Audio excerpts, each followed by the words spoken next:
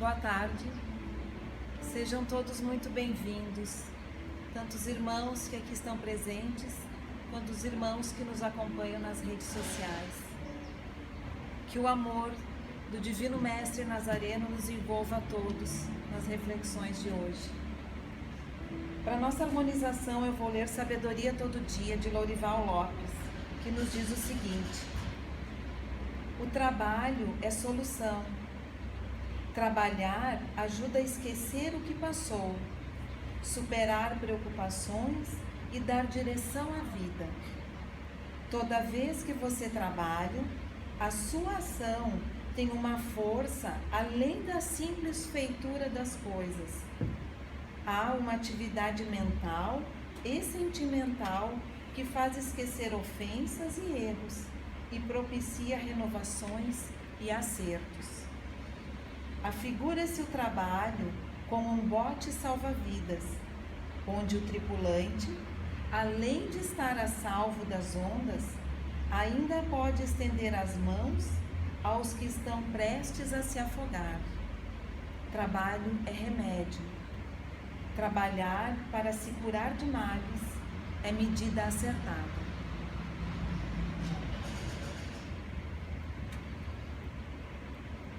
Eu convido a todos, então, neste momento, para fecharmos os olhos, elevarmos o nosso pensamento a Deus, serenarmos os nossos pensamentos, acalmarmos o nosso coração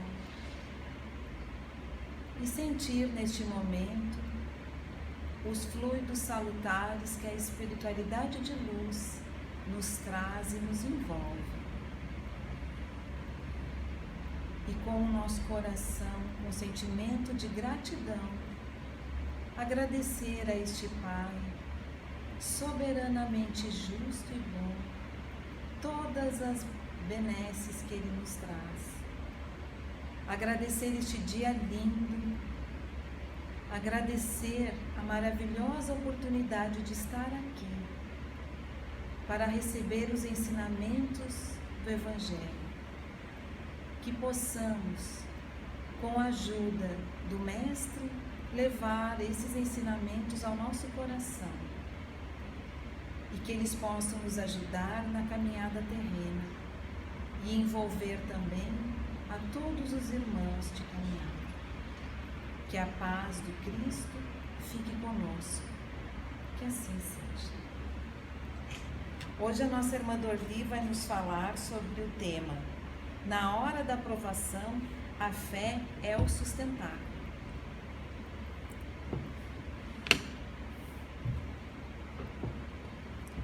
Boa tarde a todos. Que o Mestre Jesus nos auxilie na condução das reflexões sobre esse tema. Andar com fé eu vou, que a fé não costuma falhar. Andar com fé eu vou, que a fé não costuma falhar. Ô Lelê, todos vocês já devem ter ouvido essa música, que tem por título Andar com Fé, do compositor Gilberto Gil, interpretada por ele mesmo ou por outros cantores da música popular brasileira. Nessa música, ele relata várias situações de dificuldades que o brasileiro enfrenta, mas ressalta a importância de mantermos a fé, pois a fé não costuma falhar. E se falhasse, será que seria fé? E o que vem a ser a fé? Fé significa confiança, crença, credibilidade, acreditar. Ter fé significa ter esperança. E nós costumamos usar a palavra fé também como sinônimo de confiança.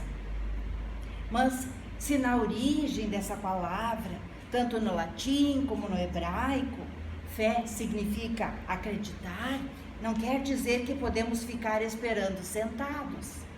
É acreditar, mas é também agir de acordo com aquilo que nós acreditamos. A fé tem que ser ativa. E a fé é uma virtude, e virtudes nós precisamos adquirir, porque fé não é alguma coisa que a gente recebe de presente, não é algo que a gente ganha, não é um objeto que a gente vai numa loja ou num supermercado e compra. Fé a gente adquire através do aprendizado, à medida que vai se exercitando. E quando a gente pensa na fé por essa perspectiva, nós podemos nos perguntar: o que eu preciso fazer para adquirir a fé? E então é importante compreender que a fé nos faz acreditar em algo, ainda que a gente não veja os resultados, ou mesmo que a gente não compreenda o conjunto dos acontecimentos. A fé surge naqueles momentos de dificuldade, naqueles momentos em que esperamos alguma mudança positiva. E, em geral, a gente não tem na nossa mente, na nossa cabeça, de forma bem organizada, bem estruturada, todos os passos, todos os elementos que vão nos levar a um certo resultado. Sobretudo nos momentos de dores, de sofrimentos, de angústias, porque nessas situações, geralmente, nós não conseguimos enxergar o futuro, não conseguimos enxergar o fim do túnel. Não raro, a gente não enxerga uma saída para aquele problema. E é nesses momentos em que a fé comparece. Porque a fé, ela nos faz caminhar, ainda que não enxerguemos o resultado ou o final da estrada. A fé tem esse propósito. Ela não é simplesmente nos colocarmos numa postura de acreditar no poder divino e não fazer nada, ficar só esperando que tudo caia do céu. Mas então, qual é o caminho? Para refletir sobre isso, nós vamos buscar a orientação do Espírito Emmanuel a respeito da construção da fé.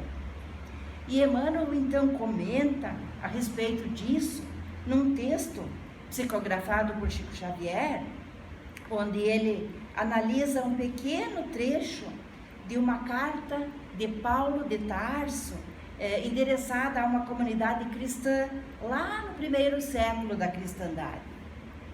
Então vamos primeiro ler o trecho, e ele se encontra na segunda carta aos Coríntios, no capítulo 5, versículo 7, e diz assim: pois caminhamos pela fé e não pela visão. E ao comentar esse trecho, Emmanuel diz que são importantes 4 coisas que nós temos que levar em conta para desenvolver a nossa fé. A primeira delas é a paciência.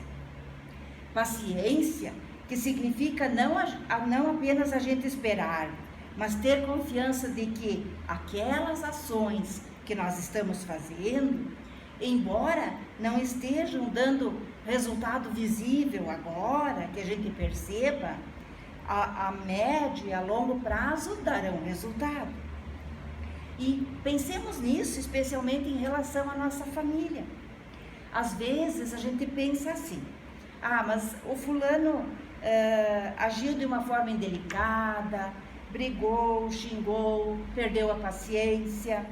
Mas nós mesmos não perdemos a paciência também, às vezes?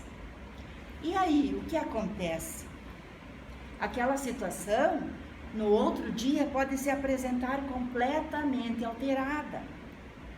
Quem já não passou por uma situação assim? Teve um momento de conflito, um embate com o marido, a esposa, o filho, a nora. E daí, no outro dia, a situação está completamente alterada.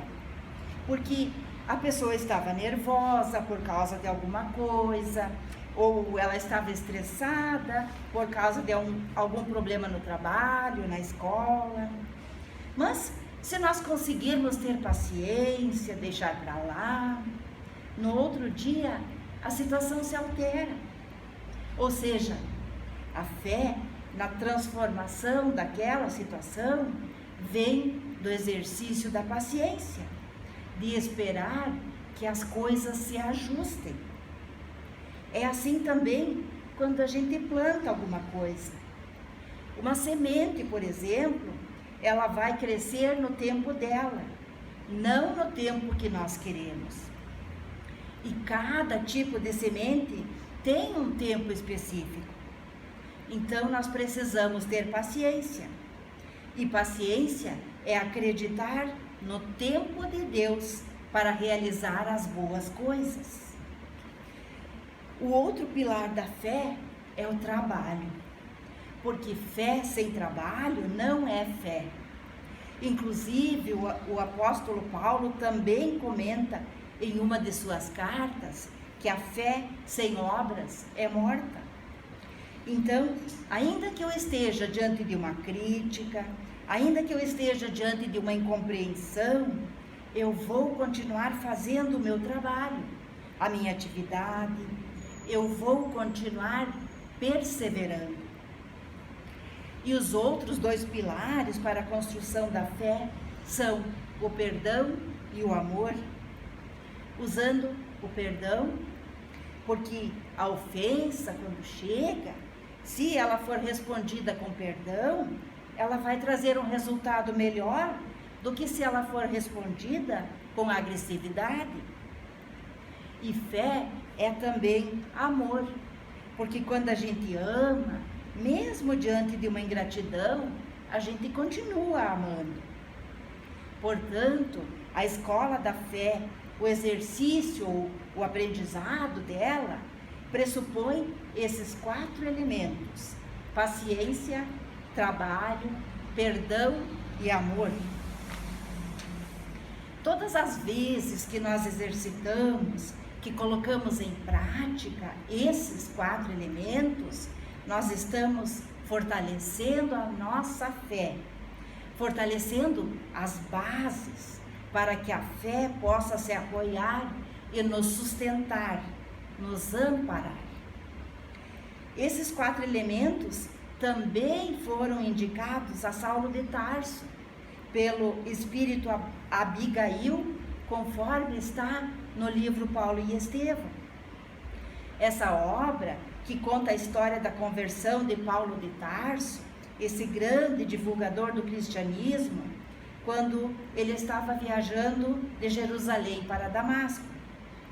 E mais tarde, quando Paulo se encontra diante de muitos desafios, ele está inseguro, com medo, diante das situações que terá que enfrentar para divulgar os ensinamentos do Cristo, ele sonha com Abigail, que já se encontra no plano espiritual, e ela procura incentivá-lo. E as orientações dela também podem ser resumidas em 4 palavras, as mesmas de Emmanuel, apenas ela as profere, as sugere em uma ordem um pouco diferente.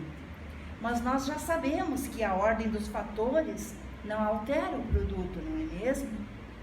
E quais são então as 4 orientações de Abigail? São: ama, trabalha, espera e perdoa. Então, 2 espíritos muito evoluídos, com uma grande conhecimento e muita moralidade, nos ensinando a mesma lição, de forma um pouquinho diferenciada, de acordo com o nível de entendimento de cada um, mas ambos concordantes.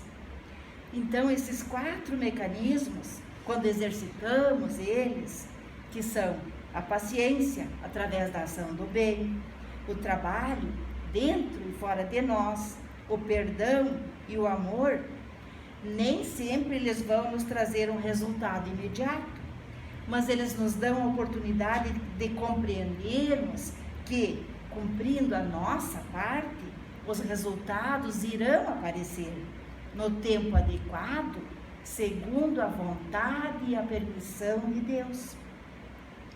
Deus tem poderes infinitos, Deus não tem limitações, mas nós temos que fazer a nossa parte. Deus deu a cada um de nós uma missão. Cada um de nós tem que fazer a parte que lhe cabe. E quando desenvolvemos esses 4 pilares, já estaremos construindo a base sólida para a fé raciocinada, a fé inabalável, aquela que pode encarar a razão face a face, em qualquer época, em qualquer lugar, como os Espíritos nos orientam, e está registrado lá no Evangelho segundo o Espiritismo.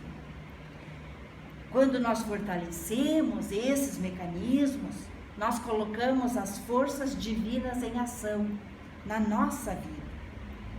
Esse é o processo para desenvolvermos a fé. E se nós olharmos para os grandes vultos da humanidade, para todos aqueles homens e mulheres que deixaram a sua contribuição no mundo, nós veremos que todos eles tinham esses 4 elementos muito bem solidificados. E ainda que não enxergassem naquele momento o resultado final das suas ações, eles perseveraram, eles não desistiram. E isso é sinal de fé. Fé não é apenas se ajoelhar e orar. Pode ser isso também, é claro, mas existem mecanismos para colocar a lei divina em ação na nossa vida. E agora que nós sabemos quais são eles, podemos começar a colocá-los em prática. No Evangelho, encontramos uma instrução muito interessante, quando Jesus nos recomenda orar em secreto ao Pai, nos esclarecendo para o fato de que Deus sabe de nossas necessidades antes de nós pedirmos. Mas através da humildade e da fé é que podemos receber os recursos, a necessidade, aquilo que necessitamos naquele momento para o nosso fortalecimento. E no Evangelho, nós encontramos Jesus diversas vezes passando orientações aos seus discípulos a respeito da fé. Numa delas, ele conta a parábola do grão de mostarda. Esse grão, não sei se vocês já viram, já conhecem, é uma semente de hortaliça e é considerada a menor das sementes. E era muito utilizada, muito cultivada na época de Jesus. Praticamente todas as famílias que cultivavam horta plantavam essa mostarda, que também era conhecida como mostarda preta e que crescia muito rápido. E quando o solo era fértil e havia água suficiente, essa hortaliça chegava a atingir até 1,20 m de altura. E Jesus diz que até os pássaros do céu vinham aproveitar a sua sombra e se abrigar nela. Outra parábola que Jesus usou para nos deixar orientações sobre a fé é a do fermento. Ele explica que podemos ter uma grande quantidade de farinha, mas precisamos só de uma pequena porção de fermento para levedar a massa toda, para fazer com que a massa cresça e tenhamos um lindo e saboroso pão. Mas percebam que nos dois casos é preciso a ação do homem para produzir resultados. O homem precisa plantar a semente, adubar o solo, precisa regar e esperar que a natureza faça a sua parte no tempo necessário. E para obter o pão, o homem precisa misturar o fermento com a farinha e a água, sovar, aguardar com paciência que o fermento faça a sua parte, depois fazer fogo no forno, como na época era utilizado, né? Colocar o pão para assar, aguardar de novo o tempo necessário, para só então poder se alimentar do pão. Nas duas situações, o homem precisa ter uma atitude ativa, precisa fazer a sua parte, enquanto os demais elementos irão se desenvolver conforme a sua natureza específica. A doutrina espírita veio trazer informações mais claras sobre os ensinamentos de Jesus. E um deles é a respeito da transição planetária. Esse momento que estamos vivenciando, no qual o planeta Terra e todos nós, os espíritos ligados a ela, estamos tendo a oportunidade de evoluir através da nossa transformação moral. A evolução intelectual, através do conhecimento, se dá sempre, como nos informam os espíritos. Ela é gradual e cíclica, mas a transformação moral é mais lenta. Então, em certos momentos, acontecem crises que nos obrigam a sair da nossa zona de conforto, nos desacomodam, exigindo de nós um esforço maior. São as provações. E elas têm por objetivo fazer com que acordemos da acomodação. Elas trazem a oportunidade de despertar a nossa consciência, para percebermos que existe algo mais, que a vida não é apenas a experiência nesse corpo físico. E por mais áspera que seja a crise que estamos passando, por maior que seja o sofrimento ou a desilusão, não devemos perder o otimismo e, confiantes em Deus, caminhemos resolutos na certeza de que o Pai não nos desampara. A doutrina espírita, ao nos mostrar a imortalidade da alma, ao nos explicar que nós somos espíritos, que viveremos para sempre, intercalando períodos na Terra, como encarnados, com outros períodos no plano espiritual, como desencarnados, que os bens materiais que temos são um empréstimo de Deus para nosso uso enquanto estamos encarnados, que podemos encarnar em outras raças, em diversos países, nas mais diversas culturas, nos ensinando a respeito da justiça divina. Nos esclarece, então, que todas as circunstâncias que nos cercam, mesmo as mais ásperas, as mais difíceis, são a vontade do Criador a nosso favor, para nos auxiliar. Por isso, Jesus, ciente dos martírios que estavam reservados a ele, disse para os discípulos: tende bom ânimo, pois eu venci o mundo. E nós podemos acrescentar: se Jesus venceu o mundo e todas as dificuldades, nós também podemos vencê-los. Tudo passa, conforme a mensagem que Maria de Nazaré endereçou a Chico Xavier. Essa pandemia também vai passar. E que nesse momento de provação, a nossa fé possa ser o nosso sustentáculo. E para isso, coloquemos em prática os ensinamentos, as orientações do Mestre Jesus. Minha gratidão a Deus pela oportunidade de compartilhar estas reflexões com vocês nesta tarde. Que o Mestre Jesus abençoe a cada um de nós. Fiquem com Deus.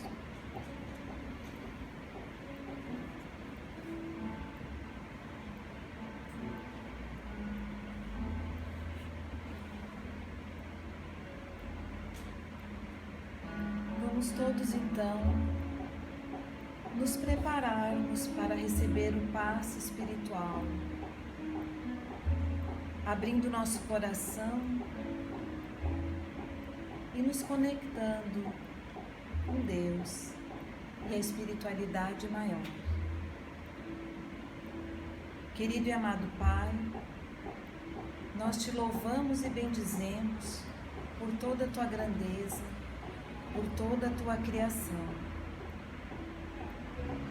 Queremos te pedir que olhe por nós e como sabemos que tu nos conhece no mais íntimo de cada um,